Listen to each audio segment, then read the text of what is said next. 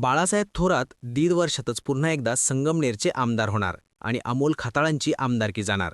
या दोन मुद्द्यांभोवती 4-1 दिवसापासून अहिल्यानगर जिल्ह्याचं अख्खं राजकारण फिरतंय. जिल्ह्याच्या राजकारणात अक्षरशः वादळ आलंय. थोरात पुन्हा आमदार होण्याच्या शक्यतेने खळबळ उडालीय. राहुरी पोटनिवडणुकीतील गणितं बदलत आहेत आणि हे सगळं खताळ्यांच्या बड्डेला होण्याचा धोका निर्माण झालाय.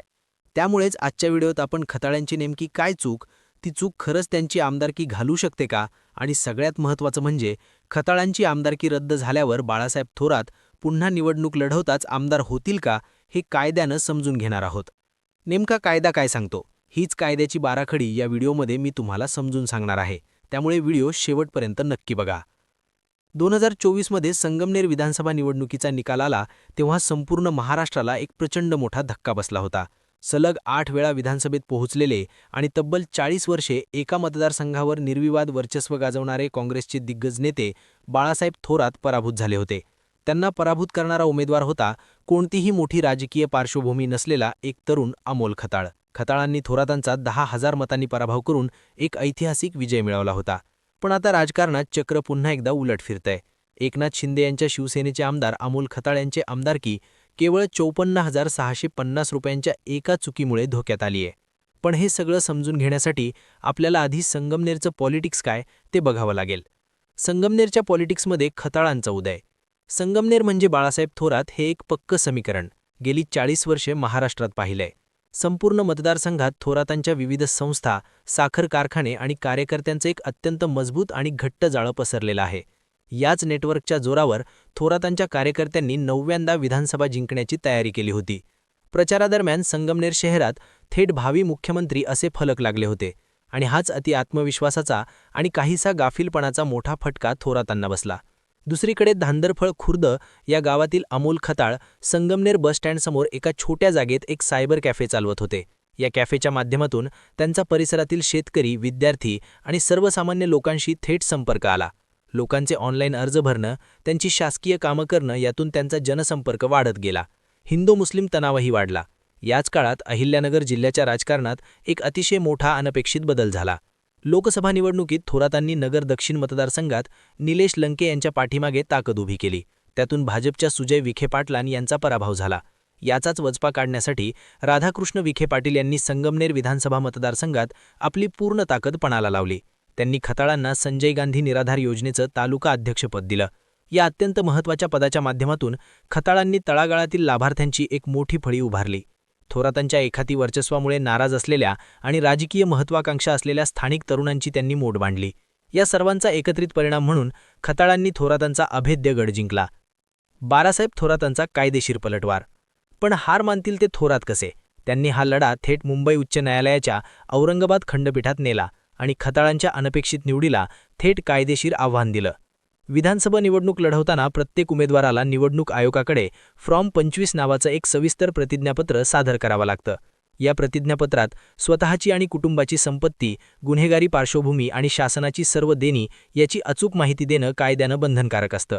खताळ यांनी या फॉर्ममध्ये शासकीय देयकाच्या रकान्यात 0 अशी नोंद केली होती. या शून्यात थोरातांनी खताळांना शून्यावर आणण्याची तयारी केली. थोरातांच्या याचिकेनुसार खताळ हे नीलकमल नावाच्या एका फर्मचे अधिकृत भागीदार आहेत. या फर्मवर 54,650 रुपयांची व्यावसायिक कराची थकबाकी शासनाकडे प्रलंबित आहे. यामध्ये 25,000चं मुद्दल आणि 2,650 रुपये व्याज आहे.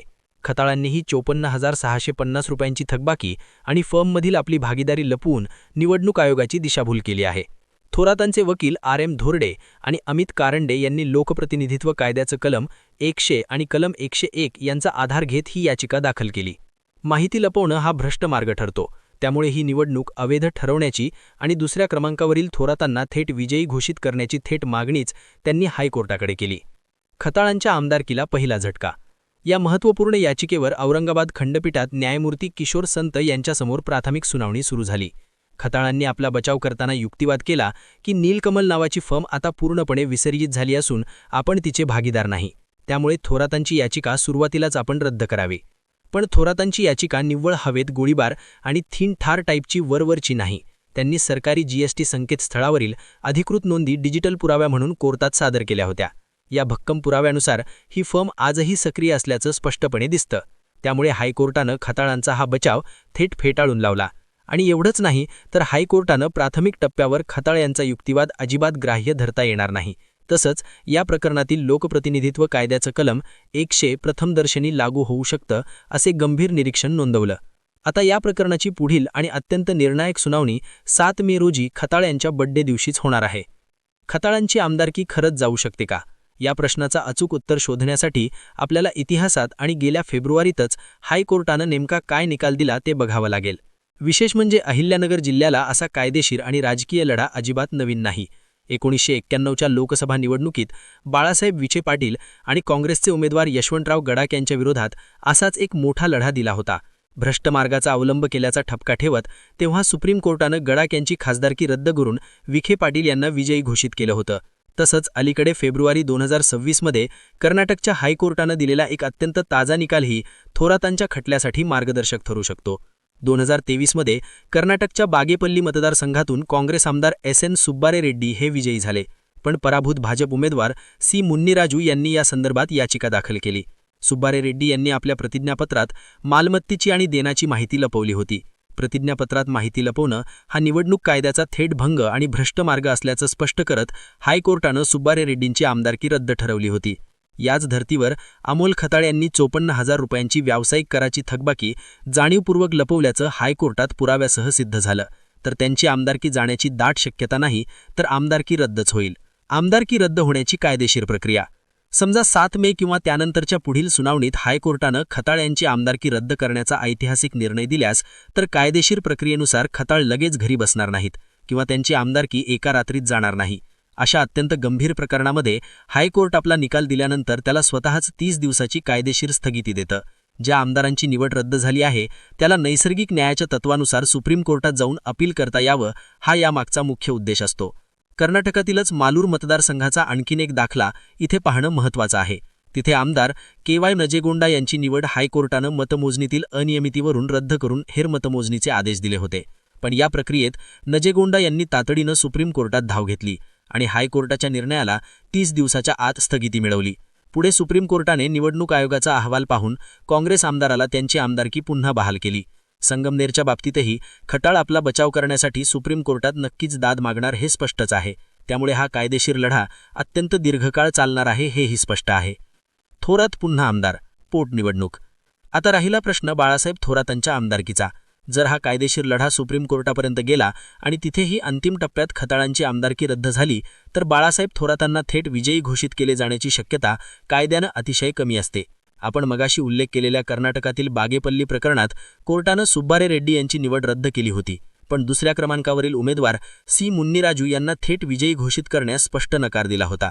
अशा परिस्थितीत कोर्ट निवडणूक आयोगाला नियमानुसार पुढील कारवाई करण्याचे निर्देश देते.